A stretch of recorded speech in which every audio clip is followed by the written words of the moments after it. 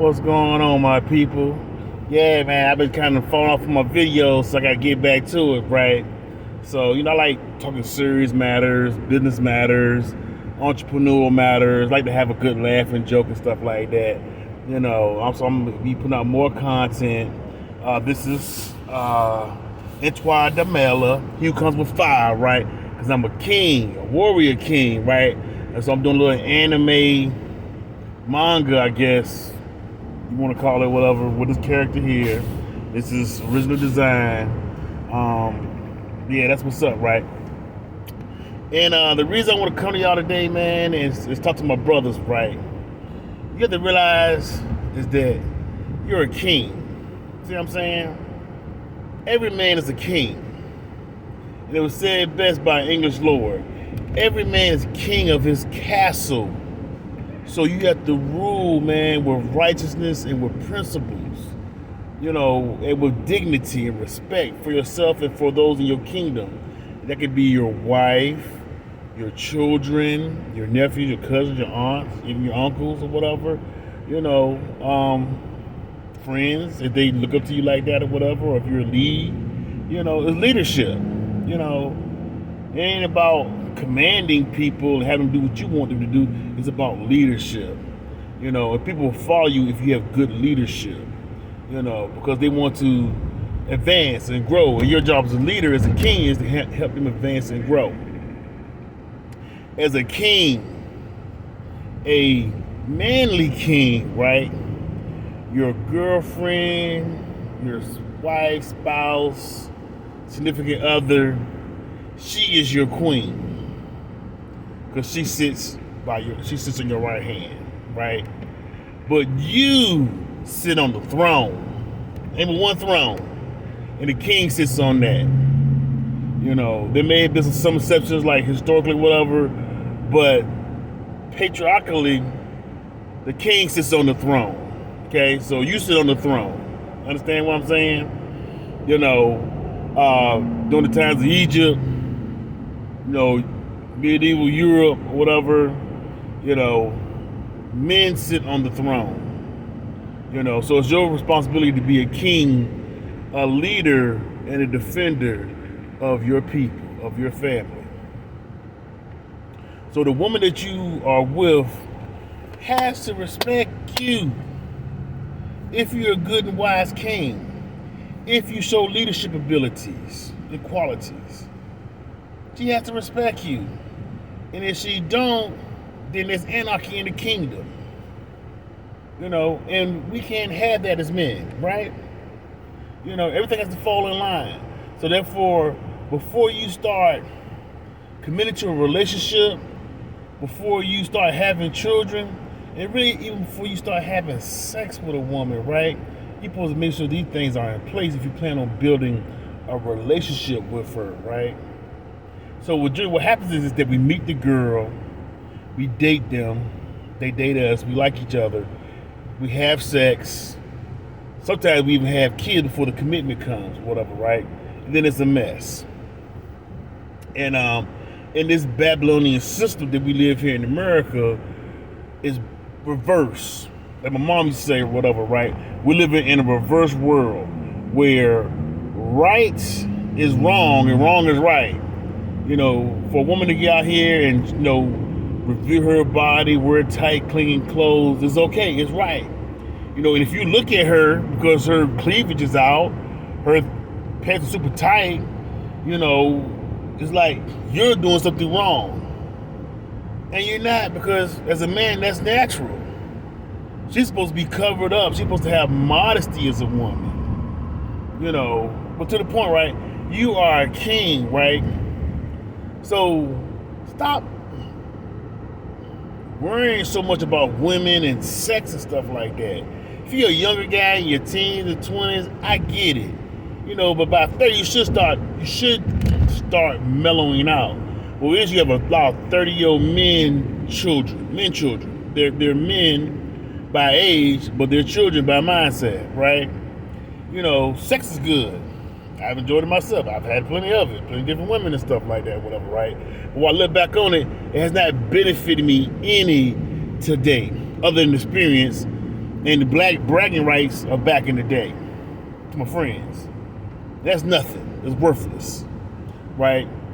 But sex, the vagina, what you want to call it, the yanni, it ain't all that. I'm sorry. You know, it's like you keep going to Busch Gardens or Universal Studios or whatever, right? After you've been several times, you know, you keep going to Red Lobster every Wednesday. It get to be monotonous. You know, because you're doing the same thing repetitively over and over and over and over and over again. So stop letting that control you. You are a man. It's more to life than just having sex with a woman or women. Seriously. I can't believe that there are YouTube channels dedicated to just talking about how women are and how to meet them, how to date them, how to have sex with them, and how to have sex with them out of a relationship. Bro, don't get me wrong now. It's an art to doing all those things, well, right? But why waste your time and energy on that won't benefit you? You won't put here just to try to have sex with a lot of women. I'd rather go play chess. I'd rather go to the movies. I'd rather go to the library or Barnes & Noble, sit down, have me a latte and read a book. I'd rather travel. You know, they lay with some broad and get juices all over me all the time. I'm sorry. But I'm a mature man. So that's the perspective that I'm coming from. You know, because when I was doing what I was doing, it was really just as a bragging right. A lot of it to my friends, and it was validation for me. That's how men validate them. So they all talk about women validation. Men validate themselves as well by the number of women who they have sex with and how well they look. You know what I'm saying? It's validation that you're wanted. You know, having sex with a bunch of women does not make you an alpha male. It does not. You know, being able to have a commanding presence, to have a stage presence, you know, when people love you, respect you, fear you, you know, acknowledge you, that is an alpha male. You know, how is it a man who goes to work every day and works a job, pays the bills, keeps the lights on, roof over his head and his family head, you know, he's the beta male. It's a reverse world. So the dude who ain't doing nothing, who ain't got a job, who has no morality or ethics or principles or self-discipline or self-restraint, he's the alpha male. Come on, give me a break. If you ain't got no sexual discipline and sexual restraint, you are a weak man. And that woman views you as a weak man. You are just a tool to make her orgasm. And there are some women who will use you like that. They'll keep their husband, their boyfriend, or whatever, and everything, and they'll use you on the side. Oh, it won't give you nothing either. No money, no help, no nothing. Only thing you use is a sexual tool to her. That's not a man. A woman doesn't respect a man like that. She'll use you, but she don't respect you. Some of the beta man that's supposed who works every day, who's hard, who's a little naive to how his woman nature is, whatever, is a beta male. But the man who's having sex with all these women, he's a beta male too, because he's controlled by sex, by his sexual urges. A man is disciplined. Just like medieval times, just like the daytimes, ancient times, or whatever, when a man had to do something that he needed to do, he did it. Even if it may be at the cost of his life. He would tell his wife, I have to go on this journey with my army or my troops or whatever to take care of the situation. I'll be back, knowing that the possibility that he may not be back. And she knowing that too.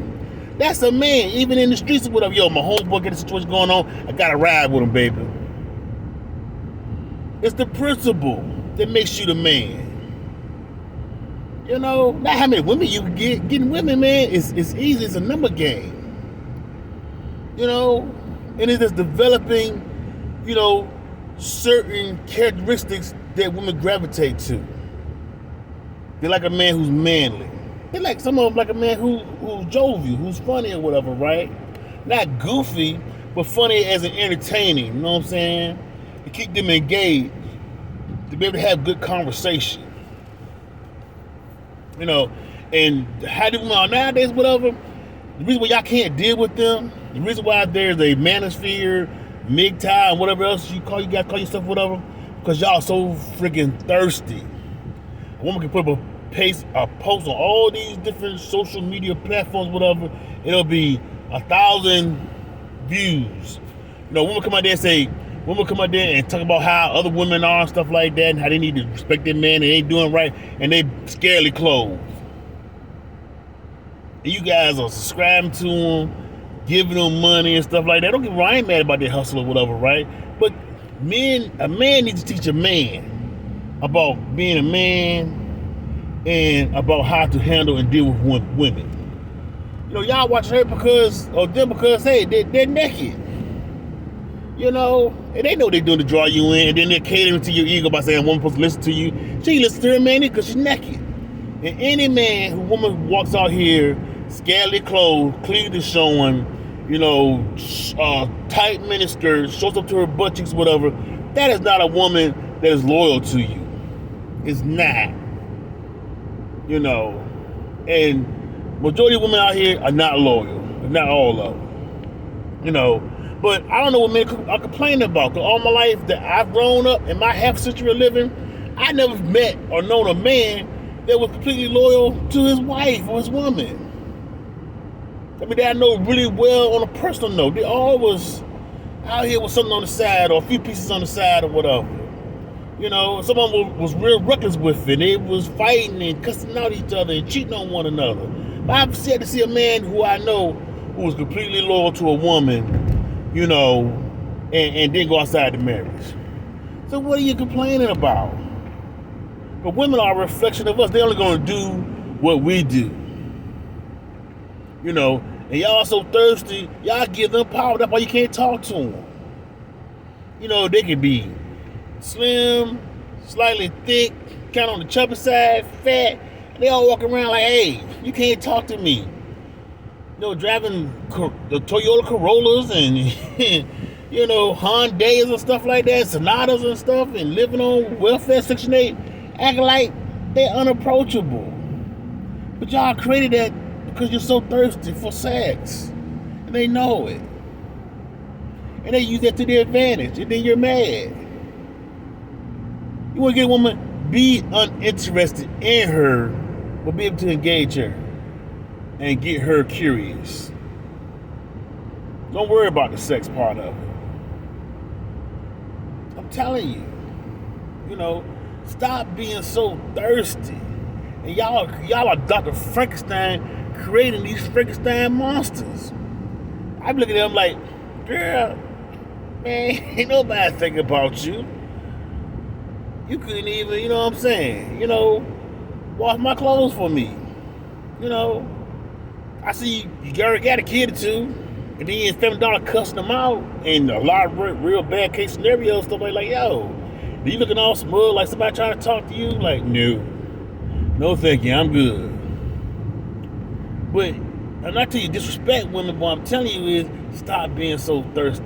Stop catering to everything that they want and they need just to try to get some sex. It ain't that important, trust me. It was important to me as a young man and stuff like that, you know, that's the environment, the community, my social, you know, milieu that taught me that. But as a grown man, like, man, it ain't even that important. It's not. You know, I hope y'all still with me, man. I'll give y'all some jewels, man. You know, cause these women, don't get me wrong, these women, a lot of these women out here are ruined. You know, whether you're dealing with one from poverty, for lack of better words, working class, middle class, upper class, they all have this arrogance because they have a vagina. Now they're supposed to respect themselves, supposed to respect their body, which I don't think they are. A lot of them and stuff like that, right? But ain't this thing, it's not something to make men subservient to you. It can make a man subservient to you, but it's not for that. You know, because these men are weak. You got weak men teaching other weak men this so-called alpha male thing about how to get a lot of women. And they're weak men, teaching weak men to be lustful. It ain't that important, you know, and stuff. It's not. I just want to come up here just to drop those jewels, man. You know, I don't know what to tell y'all, man. I hate, you know, y'all out here dating and stuff like that. I hate, you know, if I meet someone I want to talk to, whatever, and you know, we have a mutual bond, we have a mutual thing where we get along well, then it's on and popping. You know, but I ain't trying, I ain't struggling, I ain't trying to do all these feints to try to get a woman to go with me, be with me, or whatever. Either you like me or you don't.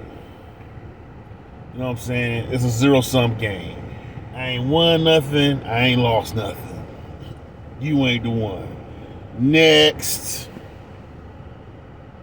I used to tell women, whatever, it's 18 holes on a golf course. Your hole is just one of 18. And all the holes is just about the same. Some a little wetter, some a little dry, some a little looser, some a little tighter. Some a little warmer, some a little colder. But it's pretty much all the same for the most part. You know, it's 7 billion people in the world, right? I think it's like 4 or 5 women to every 1 man. Y'all not that special. Whereas you could be arrogant and snippy and disrespectful, like, you know, you the only woman in the world. You know, like you the prettiest woman in the world. There's plenty of pretty women in the world. So what I'm working on here. Okay. Let me end this video, man. It's part 2 coming.